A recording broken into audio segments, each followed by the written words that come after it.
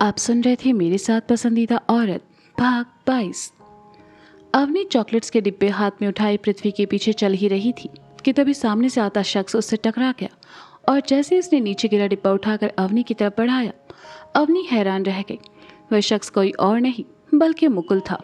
हाँ, वही मुकुल जिससे अवनी की शादी तय हुई थी और अपने पापा के कहने पर मुकुल शादी के मंडप से उठ गया था। मुकुल को अपने सामने देखकर अवनी की आंखों के सामने उसका अतीत आ गया। उसका मन गुस्से और तकलीफ से भर उठा और आंखों में नमी तैर गई। अवनी डिब्बे हाथों में संभाले उठी और जाने लगी तो मुकुल ने कहा, मैंने सोचा नहीं था हमारी दोबारा कभी मुलाकात होगी। अवनी ने मुकुल की इस बात का कोई जवाब नहीं दिया और जैसे ही जाने के लिए आगे बढ़ी, मुकुल ने फिर कहा, मैंने सुना है तुमने शादी कर ली। आई होप कि तुम उसके साथ खुश हो। इस बार अवनी खुद को रोक नहीं पाई। वह मुकुल की तरफ पलटी और गुस्से से कहा, तुम्हें मेरे लिए सहानुभूति दिखाने की जरूरत नहीं है। मैंने शादी की या नहीं, मैं खुश हूं या नहीं, ये सब जानने का तुम्हें कोई हक नहीं है, इसलिए दूर रहो मुझसे। मुकुल ने सुना तो उसे अवनी की बात पर गुस्सा नहीं आया। वह मुस्कुराते हुए उसके सामने आकर बोला, अरे तुम तो गुस्सा हो गई। मैंने तो बस तुमसे पूछा कि अब तो तुम खुश हो ना अपनी इस शादी से। उस दिन मंडप में तो सबके सामने तुमने बहुत घमंड से शादी तोड़ी थी। मुकुल का यूं करीब आकर खड़े होना अवनी को अच्छा नहीं लगा। वह गुस्से से मुकुल को घूरती रही और मुकुल उसके सामने मुस्कुराते हुए खड़ा रहा। पृथ्वी ने देखा अवनी अभी तक नहीं आई है तो वह चलते चलते रुका और पलट कर देखा अवनी उसे कहीं दिखाई नहीं दी। तो वह वापस उसी जगह चला आया जहां उसने अवनी को मुकुल के साथ खड़े देखा। पृथ्वी हैरान हुआ। मुकुल का यहाँ आना इत्तेफाक हो सकता है। पृथ्वी ये भली बात ही जानता था, इसलिए वह उसी तरफ चला आया। मुकुल को अपने करीब देखकर अवनी ने अपने कदम पीछे बढ़ाए, लेकिन मुकुल बेशर्मों की तरह अवनी की तरफ बढ़ते हुए बोला, तुम्हारी शक्ल बता रही है अवनी कि शादी के नाम पर तुमने सिर्फ समझौता किया है। वो समझौता मैं हूं। पृथ्वी ने एकदम से अवनी और मुकुल के बीच आकर कहा तो मुकुल रुक गया और जैसे उसकी नजर पृथ्वी पर पड़ी, उसे वो दिन याद आ गया जब पृथ्वी ने उसे उसके घर आकर थप्पड़ मारा था। मुकुल के होठों की मुस्कुराहट एकदम से गायब हो गई और आंखों में डर के भाव तैरने लगे। वहीं पृथ्वी को अपने सामने देखकर अवनी ये सोचकर कि कहीं पृथ्वी उसे और मुकुल को साथ देखकर कुछ गलत ना समझ ले, मन ही मन थोड़ा घबरा गई। पृथ्वी ने गर्दन घुमाकर अवनी को देखा और प्यार से कहा, तुम ठीक हो? अवनी कुछ बोल नहीं पाई, बस नम आंखों से पृथ्वी को देखती रही। तो पृथ्वी समझ गया कि इस वक्त उसके दिमाग में क्या चल रहा है। वह मुकुल की तरफ पलटा और उसके सीने पर हाथ रखकर उसे पीछे करते हुए बहुत ही सहजता से कहा, अवनी से क्या पूछ रहे हो? जो पूछना है मुझसे पूछो, मैं देता हूं ना जवाब। पृथ्वी को सामने देखकर मुकुल की सारी हैकड़ी एक पल में निकल गई और उसने खिसियाकर कहा, अरे मैं तो बस अवनी को शादी के लिए कांग्रेचुलेट कर रहा था। अब गिफ्ट तो मैं लाया नहीं तो सोचा क्यों ना तुम दोनों को एक छोटी सी ट्रीट ही दे दूं। थैंक यू, हमें तुम्हारी ट्रीट और तुम्हारी गिफ्ट्स की जरूरत नहीं है। हाँ, एक चीज तुम कर सकते हो। पृथ्वी ने अपना गाल खुजाते हुए कहा। हाँ बोलो ना, मुकुल ने खुश होकर कहा। पृथ्वी ने एक हाथ से नकुल की कॉलर पकड़कर उसे अपने पास किया और उसकी आंखों में देखकर गुस्से से कहा, दूर रहो अवनी से। पिछली बार सिर्फ एक थप्पड़ मारकर छोड़ दिया था क्योंकि तब अवनी मेरी नहीं थी, अब वो मेरी पत्नी है और अगर तुम्हारी वजह से उसे जरा भी तकलीफ हुई तो जिंदा काट दूंगा तुम्हें, समझे? कहकर पृथ्वी ने उसे पीछे धकेला दिया। पृथ्वी की धमकी सुनकर मुकुल घबरा गया। वह समझ गया कि अवनी ने जिससे शादी की है वो कोई और नहीं बल्कि उसके सामने खड़ा पृथ्वी ही था। उसने एक नजर पृथ्वी को देखा और चुपचाप वहां से चला गया। पृथ्वी अवनी की तरफ पलटा और खामोशी से उसे देखने लगा। अवनी अपना सर और नजरें झुकाकर खड़ी थी। उसके हाथों में चॉकलेट्स के डिब्बे थे और उसके हाथ कांप रहे थे। उसके जहन में अभी भी मुकुल को लेकर एक डर था। अवनी को खामोश देखकर पृथ्वी ने उसके बगल में आकर प्यार से उसके कंधों पर हाथ रखा और उसे अपनी तरफ किया और बोला, जब तक मैं तुम्हारे साथ हूं तुम्हें किसी से डरने की जरूरत नहीं है। अवनी ने सुना तो नम आंखों से पृथ्वी को देखा और पृथ्वी ने अवनी की आंखों में देखते हुए कहा, मुझसे भी नहीं। अवनी ने धीरे से हामी में गर्दन हिला दी तो पृथ्वी उसे वहां से लेकर चला गया। कमरे में आकर अवनी ने डिब्बे टेबल पर रख दिए। उसके चेहरे पर अब भी उदासी और परेशानी के भाव थे। पृथ्वी ने देखा तो वह अवनी के पास आया, उसका हाथ पकड़कर उसे बिस्तर पर बिठाया और खुद टेबल की तरफ चला आया। उसने ग्लास में पानी लिया और अवनी की तरफ आकर ग्लास उसकी तरफ बढ़ा दिया। अवनी ने ग्लास हाथों में थामा और पानी पीकर वापस पृथ्वी की तरफ बढ़ा दिया। तो बचा हुआ पानी पृथ्वी ने पिया और ग्लास को साइड में रखकर कुर्सी खिसकाई और अवनी के ठीक सामने आ बैठा।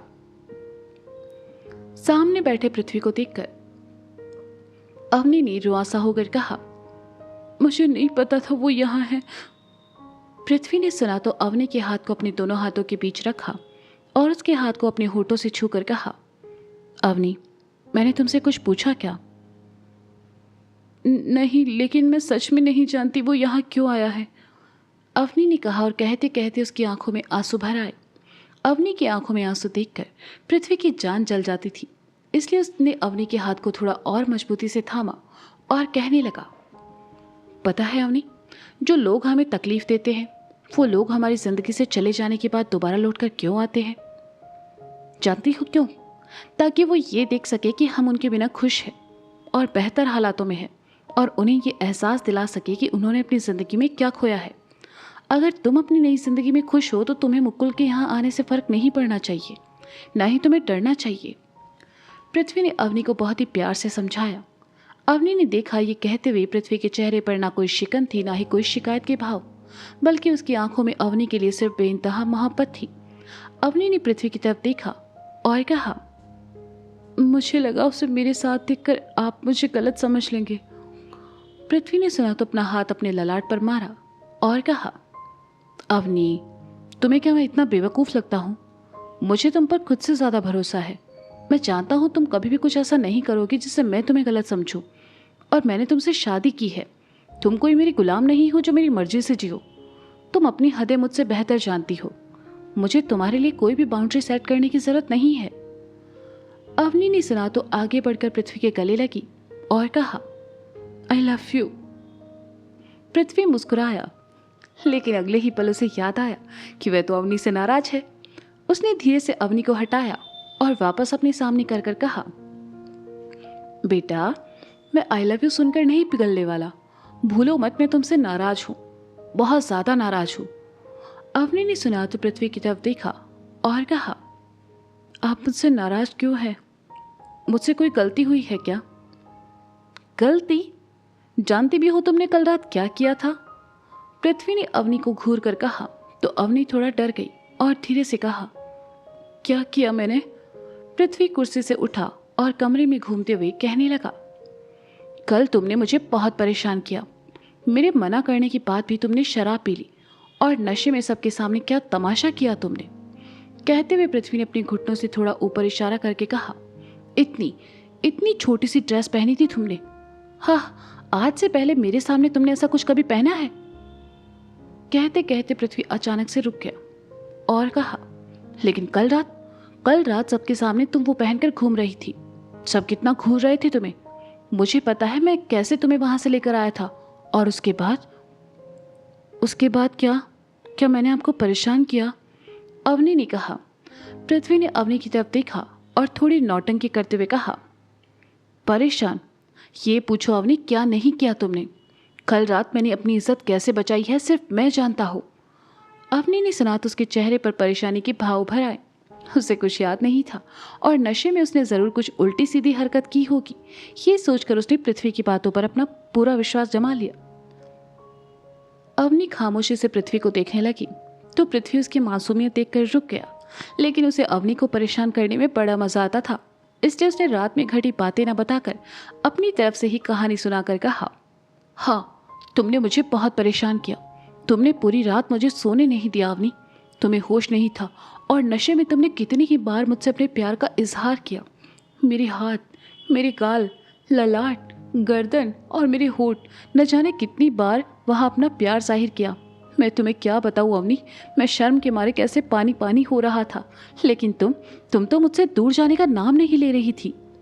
कहते कहते पृथ्वी ने अपना हाथ दीवार से लगाया और सर झुकाकर खड़ा हो गया। सच में अवनी ने उसके साथ ये सब किया हो वैसे दिखा रहा था। बेचारी अवनी, उसने जब सुना तो मन ही मन खुद पर खिंचने लगी कि उसने नशे की हालत में पृथ्वी के साथ कहीं कुछ गलत तो नहीं कर दिया। वह उठकर पृथ्वी के पास आई और उसके कंधे पर हाथ रखकर धीरे से कहा, आई एम सॉरी पृथ्वी, मैंने ये सब जानबूझकर नहीं किया। पृथ्वी अवनी की तरफ पलटा और उसके करीब आकर कहा, अब क्या फ़ायदा अवनी, अब तो वो हो चुका। तुमने मुझे कहीं मुंह दिखाने के लायक नहीं छोड़ा। अवनी ने सुना तो मायूस होकर पृथ्वी को देखने लगी। ये देखकर पृथ्वी को मन ही मन तो बहुत हंसी आ रही थी, लेकिन चेहरे पर अफसोस के भाव रखे हुए उसने कहा, मुझे नहीं पता था अवनी, तुम्हारी अपने ही पति पर इतनी गंदी नजर है।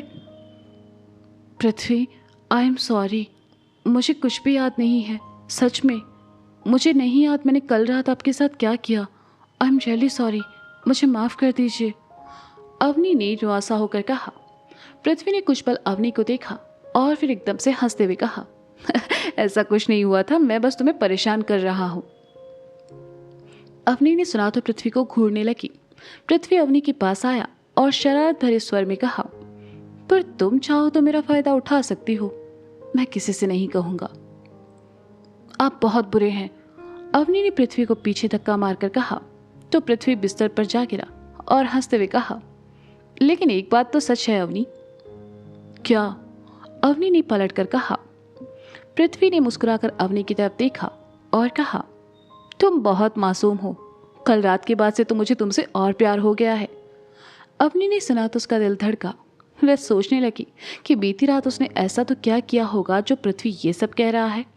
पृथ्वी एकटक उसे देखते हुए धीरे धीरे उसकी तरफ आया और इसी के साथ अवनी की धड़कनें भी बढ़ने लगी। लेकिन जैसे ही पृथ्वी अवनी के करीब आया और अपने होठों को अवनी की गर्दन की तरफ बढ़ाया, वहां रखा लैंडलाइन बजा और पृथ्वी ने जोर से अपनी आंखें मीच ली। सिरोही, राजस्थान। एक जबरदस्त झगड़े और एक दूसरे की शक्ल न देखने के वादे के बाद एक बार फिर सुरभि और सिद्धार्थ साथ साथ थे। चाय की टपरी के बाहर पड़ी बेंच पर बैठे दोनों चाय के आने का इंतजार कर रहे थे। जैसे ही चाय आई, सिद्धार्थ उठा और बिस्किट का डिब्बा ले आया। उसने अपनी चाय का गिलास साइड में रखा और बिस्किट का डिब्बा खोलकर सुरभि की तरफ बढ़ा दिया। सुरभि ने एक बिस्किट उठाया और जैसे ही चाय में डुबोया, बिस्किट चाय में ही रह गया। उसने मायूसी से सिद्धार्थ की तरफ देखा तो सिद्धार्थ ने एक बिस्किट लिया और अपनी चाय में भिगोकर डूबने से पहले ही निकाल लिया और सुरभि की तरफ बढ़ा दिया। सुरभि ने बिस्किट के साथ साथ जानबूझकर सिद्धार्थ की उंगली भी चबा डाली और बेचारा सिद्धार्थ चिल्ला उठा। उसने गुस्से से सुरभि की तरफ देखा तो सुरभि ने अपने दांत दिखा दिए। अब आदमी चाहे जितना सख्त हो, यहाँ आकर पिघल ही जाता है। सिद्धार्थ ने भी अपना सर झटका और चुपचाप अपनी चाय पीने लगा। सुरभि भी मुस्कुराते हुए चाय पीने लगी। ये नज़ारा देख रहे थे सड़क के उस पार ऑटो में बैठे जगदीश जी और गिरिजा जी। मैं सिद्धू को आवाज़ देती हूँ, गिरिजा ने कहा। कोई ज़रूरत नहीं है, इस बारे में उससे मैं घर पर बात करूँगा। चलो भाई, जगदीश जी ने गुस्से से कहा और ऑटो वाले से आगे बढ़ने को कहा। गिरिजा ने सुना तो उनके चेहरे पर परेशानी के भाव उभर आए। जगदीश जी के गुस्से से वे अच्छी तरह से वाकिफ थी। चाय पीने के बाद सिद्धार्थ ने पैसे चुकाए और पानी की बोतल खोलते हुए सुरभि के पास आकर कहा, अब शादी कर लेते हैं। सुरभि ने एकदम से कहा। सिद्धार्थ तब तक बोतल से एक घूंट पानी पी चुका था। उसने जैसे ही सुरभि की बात सुनी, मुंह में भरा पानी बाहर आ गिरा और वह पूरी तरह खांसने लगा। सुरभि ने देखा तो उसकी पीठ थपथपाई और कहा, तुम ठीक हो? सिद्धार्थ जैसे तैसे करके शांत हुआ और सुरभि की तरफ देखकर कहा, तुम्हारे मुंह में कोई फिल्टर नहीं है क्या? जो मुंह में आता है बोल देती हो। तुमने ही पूछा, ये कपड़े पहनकर, ये झोला उठाकर इस वक्त कहाँ जा सकती हूँ मैं? ऑफिस से जाऊंगी ना, सुरभि ने मुंह बनाकर कहा। सिद्धार्थ ने सुरभि के सामने अपने दोनों हाथ जोड़े और कहा, ठीक है देवी, मुझसे गलती हो गई, माफ करो मुझे। तुम्हारे चक्कर में मैं भी अपने ऑफिस के लिए लेट हो चुका हूँ। बाद में मिलता हूँ, बाय बाय, ध्यान से जाना, सुरभि ने जाते हुए सिद्धार्थ को चिल्ला कर कहा। सिद्धार्थ ने सुना तो ठिठका और पलटकर सुरभि को देखा, जिससे उसे ऐसे शब्दों की उम्मीद तो बिल्कुल नहीं थी, और वह धीरे से बड़बड़ाया, ध्यान तो मुझे तुम्हारे साथ होता हूँ तब रखने की जरूरत है, अकेले में तो मैं बहुत ज़्यादा सेफ हूँ। सुरभि ने हाथ हिलाया और वहाँ से चली गई। सिद्धार्थ भी ऑटो पकड़कर सुरभि के अपार्टमेंट के लिए निकल गया, क्योंकि बेचारा अपनी गाड़ी वहीं खड़ी करके आया था। पृथ्वी अवनी के करीब आने की कोशिश कर ही रहा था कि तभी फोन बजा और पृथ्वी को अवनी के सामने से हटना पड़ा। वह बिस्तर के बगल में पड़े रिसीवर को उठाकर कान से लगाता है और कहता है, hello hello Prithvi, Anthony this side. मैंने तुम्हें डिस्टर्ब तो नहीं किया ना? दूसरी तरफ से एंथनी की चहकती हुई आवाज़ पृथ्वी के कानों में पड़ी। नहीं, कहिए क्या बात है? पृथ्वी ने कहा। रिजॉर्ट के ग्राउंड में एक क्रिकेट मैच है, क्या तुम खेलना पसंद करोगे? एंथनी ने पूछा। क्रिकेट का नाम सुनते ही पृथ्वी के होठों पर मुस्कान तैर गई। उसे याद आया कितने ही दिनों से उसने बैट को छुआ तक नहीं था। उसने रिसीवर को हाथ से दबाकर अवनी की तरफ देखा और कहा, अवनी, एंथनी मुझे क्रिकेट के लिए बुला रहा है, मैं जाऊं क्या? अवनी मुस्कुराई और हामी में गर्दन हिला दी। पृथ्वी की नाराजगी दूर करने के लिए उसके दिमाग में कुछ चल रहा था और उसके लिए पृथ्वी को यहाँ से भेजना बहुत ज़रूरी था। पृथ्वी ने फ़ोन कान से लगाया और कहा, ठीक है, मैं आता हूँ। पृथ्वी ने फ़ोन रखा और अवनी की तरफ आया तो अवनी ने कहा, क्रिकेट का नाम सुनकर आपके चेहरे पर कैसे खुशी आ जाती है ना? चाहिए चाहिए, खेलिए और जीत कर आइएगा। तुम साथ आना चाहोगी? नहीं, वहाँ सब जेंट्स होंगे, मैं वहाँ आकर क्या करूँगी, तुम जाओ। अवनी ने कहा। ठीक है, लेकिन मैंने अभी तुम्हें माफ़ नहीं किया है, पृथ्वी ने मुंह बनाकर कहा। अवनी मुस्कुराई और कहा, मुझे पूरा विश्वास है कि आज रात आप मुझे माफ़ कर देंगे। पृथ्वी ने सुना तो अवनी को देखते हुए कमरे से बाहर निकल गया और अवनी दरवाज़ा बंद कर बिस्तर की तरफ चली आई। तो दोस्तों, पृथ्वी की धमकी के बाद क्या मुकुल रोक देगा अपने कदम या फिर आगे भी करेगा अवनी को परेशान? सिद्धार्थ और सुरभि को साथ साथ देखकर क्या होगी जगदीश जी की प्रतिक्रिया? पृथ्वी की नाराजगी दूर करने के लिए अब क्या करेगी अवनी? जानने के लिए सुनते रहिए पसंदीदा औरत सीजन 3 मेरे साथ। और अगर कहानी आपको पसंद आ रही है तो उसे प्लीज़ लाइक करें, कमेंट करें और अपने दोस्तों के साथ शेयर करना ना भूलें। मिलते हैं जल्दी, तब तक के लिए बाय बाय। नमः पार्वती पतये हर हर महादेव शंभु।